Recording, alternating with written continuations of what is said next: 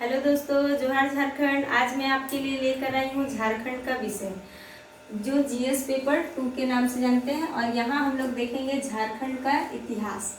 इसमें हम लोग देखेंगे झारखंड का मुंडा शासन व्यवस्था।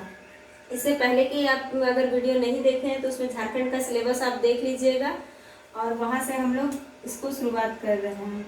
झारखंड के इतिहास में हम लोग देखेंगे कि मुंडा शासन व्यवस्था, यहाँ से 8 क्वेश्चंस बनते हैं। तो हम लोग पहले मुंडा शासन व्यवस्था को देखेंगे।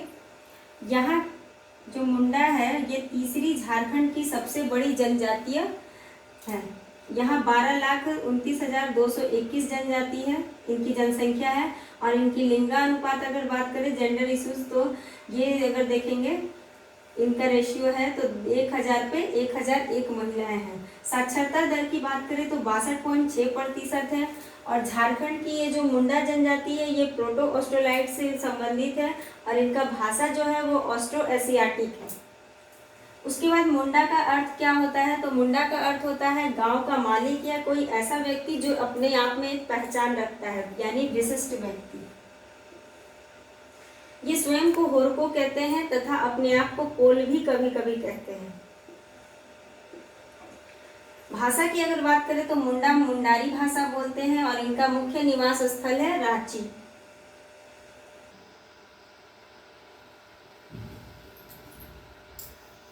तो इनका मुख्य निवास स्थान रांची था। उसके बाद पढ़ा पंचायत जो है वो गांव का जो मेन हेड होता है। इनका मुंडा का जो क्या होता है, अपना शासन व्यवस्था चलता है। ये दूसरों के पंचायत पर डिपेंड नहीं रहता है, जैसे सरकार का पंचायत चलता है तो नहीं, ये अपना पंचायत के माध्यम से कार्यों को करते हैं और विवादों को सुलझाते हैं। गांव का प्रधान को मुंडा कहते हैं। इनका जो सहायक होता है वो पाहन कहलाता है, ये इसके कामों में मदद करता है। और उसके बाद इसमें जो धार्मिक प्रधान होता है यानी कि पुजारी जो होता है उसको पाहन कहते हैं।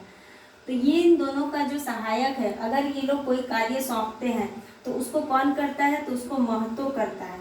महतो क्या करता है, अगर गांव में किसी तरह का प्रॉब्लम आ गया, किसी प्रकार के झगड़े हैं जाति को लेकर के या फिर कोई भी समस्या आ गई है, तो उसको सुलझाने के लिए ये लोग महतो को कहते हैं। और महतो क्या करता है, उन सूचनाओं को लोगों तक पहुंचाता है। उसके बाद इन लोगों की एक बैठक होती है, उन बैठक में ये लोग समस्याओं को सुलझाते हैं। मुंडाओं के सर्वोच्च देवता को सिंगा बोंगा कहते हैं, जो सूर्य को मानते हैं लोग। उसके बाद इनकी कथाओं का चर्चा जो है वो ब्लेड नामक कथा में मिलता है। तो सिंगा बोंगा इनके सर्वोच्च देवता है। ये लोग किसी भी पूजे धर्म में, मतलब जो सबसे मोस्ट देवता होते हैं, जैसे हमारे हिंदू धर्म में लक्ष्मी, सरस्वती, दुर्गा, काली या फिर शिव होते हैं, उसी तरह मुंडाओं की जो देवता है वह सिंगा बोंगा कहलाते हैं। गोत्र की अगर बात करें तो ये गोत्र को खिल्ली कहते हैं।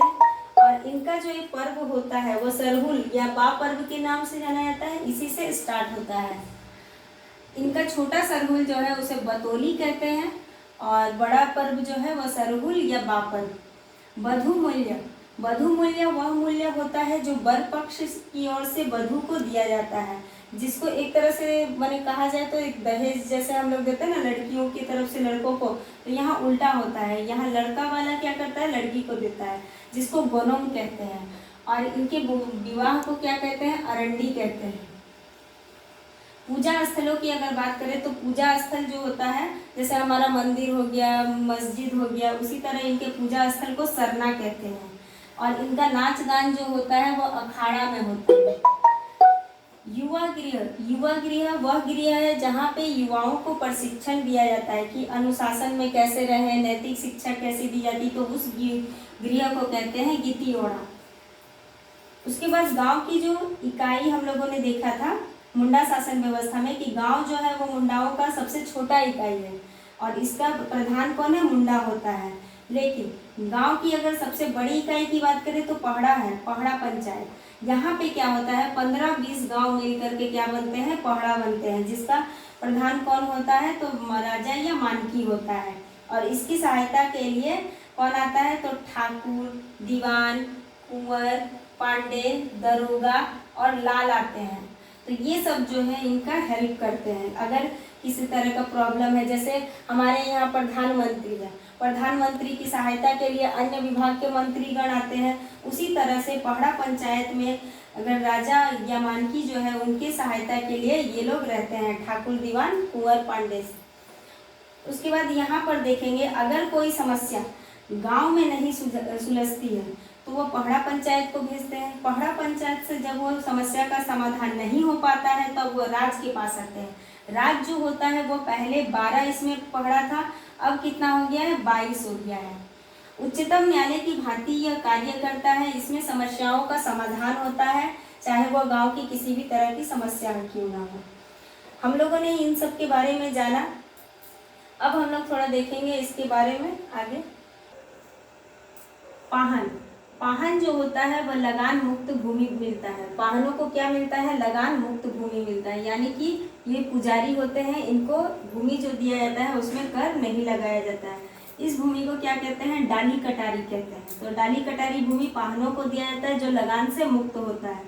उसके बाद हम लोग देखेंगे कि खुटकटी भूमि। खुटकटी भूमि वह भूमि होता है जो मुंडाओं द्वारा साफ सुथरा करके कृषि योग्य में या फिर अन्य किसी भी चीज में यूज किया जाता है, तो उस भूमि को क्या कहते हैं, खुटकटी। तो मुंडाओं ने जिस भूमि को साफ करके यहाँ पर झारखंड में रहा तो उस भूमि को खुटकटी भूमि कहते हैं और इन्होंने उस पर कृषि का भी कार्य किया। खुट का अर्थ होता है एक परिवार, और जो भूमि पूजा पाठ में दी जाती है उसको भूत खेता कहते हैं। तो भूत खेता भूमि जो पूजा पाठ के लिए भूमि दी जाती है उसको भूत खेता कहते हैं। भारत में प्रथम गणतांत्रिक व्यवस्था की अगर बात करें तो वो मुंडा शासन व्यवस्था है। तो भारत की अगर पहली गणतांत्रिक व्यवस्था की बात करें तो वो मुंडा शासन व्यवस्था है। तो इस तरह से हमने देखा कि मुंडा की शासन व्यवस्था की प्रणाली किस तरह से है, और यहाँ पर भारत की। या अब हम लोग देखेंगे कि जेपीएससी में कुछ इम्पोर्टेंट क्वेश्चन पूछे गए हैं जिसके बारे में अब हम लोग जानेंगे। तो अब तक हमने मुंडा शासन व्यवस्था के बारे में जाना। इसके बाद हम लोग इसका एमसीक्यू करेंगे, यानी कि इम्पॉर्टेंट क्वेश्चंस को लगाएंगे। तो इसके लिए नेक्स्ट वीडियो में बने रहें। तब तक के लिए मेरे चैनल को सब्सक्राइब कर दें एंड लाइक करना ना भूलें। बेल आइकन को प्रेस कर दें। धन्यवाद।